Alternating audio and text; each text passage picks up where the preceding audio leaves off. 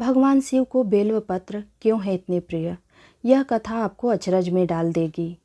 नारद जी ने एक बार भोलेनाथ की स्तुति कर पूछा, प्रभु आपको प्रसन्न करने के लिए सबसे उत्तम और सुलभ साधन क्या है? हे त्रिलोकीनाथ, आप तो निर्विकार और निष्काम हैं, आप सहज ही प्रसन्न हो जाते हैं। फिर भी मेरी जानने की इच्छा है कि आपको क्या प्रिय है। शिव जी बोले, नारद जी, वैसे तो मुझे भक्त के भाव सबसे प्रिय हैं, फिर भी आपने पूछा है तो बताता हूँ। मुझे जल के साथ साथ बिल्व पत्र बहुत प्रिय हैं। जो अखंड बिल्व पत्र मुझे श्रद्धा से अर्पित करते हैं, मैं उन्हें अपने लोक में स्थान देता हूँ। नारद भगवान शंकर और माता पार्वती की वंदना कर अपने लोक को चले गए। उनके जाने के पश्चात पार्वती जी ने शिव जी से पूछा, हे प्रभु, मेरी यह जानने की बड़ी उत्कृष्ट इच्छा हो रही है कि आपको बिल्व पत्र इतने प्रिय क्यों है। कृपया करके मेरी जिज्ञासा शांत करें। शिव जी बोले, हे देवी, बिल्व के पत्ते मेरी जटा के समान हैं। इसका त्रिपत्र यानी 3 पत्ते ऋग्वेद, यजुर्वेद और सामवेद है। शाखाएं समस्त शास्त्र का स्वरूप है। बिल्व वृक्ष को आप पृथ्वी का कल्प वृक्ष समझे, जो ब्रह्मा विष्णु शिव स्वरूप है। स्वयं महालक्ष्मी ने शैल पर्वत पर बिल्व वृक्ष रूप में जन्म लिया था। यह सुनकर पार्वती जी कौतूहल में पड़ गई। उन्होंने पूछा, देवी लक्ष्मी ने आखिर बिल्व वृक्ष का रूप क्यों लिया? आप यह कथा मुझे विस्तार से सुनाइए।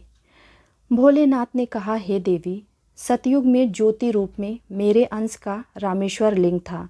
ब्रह्मा आदि देवों ने इसका विधिवत पूजन अर्चन किया था। फलतः मेरे अनुग्रह से बाग देवी सबकी प्रिय हो गई। मेरे प्रभाव से भगवान केशव के मन में बाग देवी के लिए जितनी प्रीति हुई, वह स्वयं लक्ष्मी को नहीं पसंद आया। अतः लक्ष्मी देवी चिंतित और रुष्ट होकर परम उत्तम श्री शैल्य पर्वत पर चली गई। वहाँ उन्होंने मेरे विग्रह की उग्र तपस्या प्रारंभ कर दी।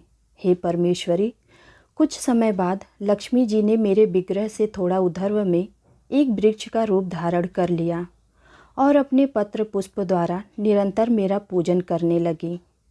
इस तरह उन्होंने कोटि वर्ष 1 करोड़ वर्ष तक आराधना की। अतः उन्हें मेरा अनुग्रह प्राप्त हुआ। महालक्ष्मी ने मांगा कि श्री हरि के हृदय में मेरे प्रभाव से बाग देवी के लिए जो स्नेह हुआ है वह समाप्त हो जाए। शिव जी बोले, मैंने महालक्ष्मी को समझाया कि श्री हरि के हृदय में आपके अतिरिक्त किसी और के लिए कोई प्रेम नहीं है। वाग देवी के प्रति तो उनकी श्रद्धा है। यह सुनकर लक्ष्मी जी प्रसन्न हो गई और पुनः श्री विष्णु के हृदय में स्थित होकर निरंतर उनके साथ विहार करने लगी।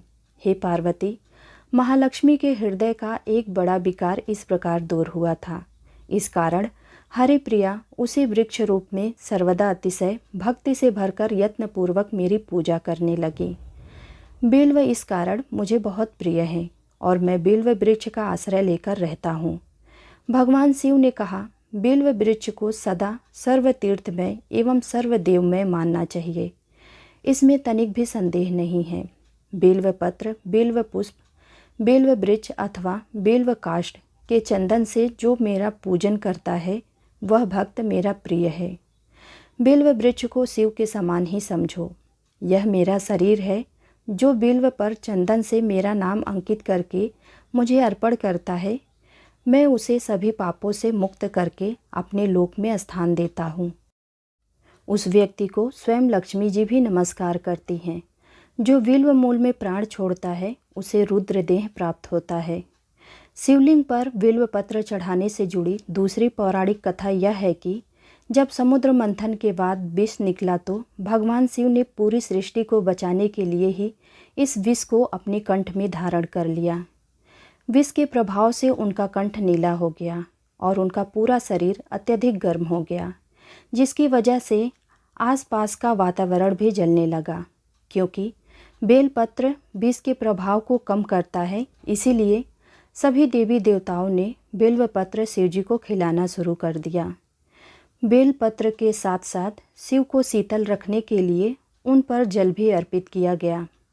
बेलपत्र जल के प्रभाव से भोलेनाथ के शरीर में उत्पन्न गर्मी शांत होने लगी और तभी से शिव जी पर जल और बेलपत्र चढ़ाने की प्रथा चल पड़ी।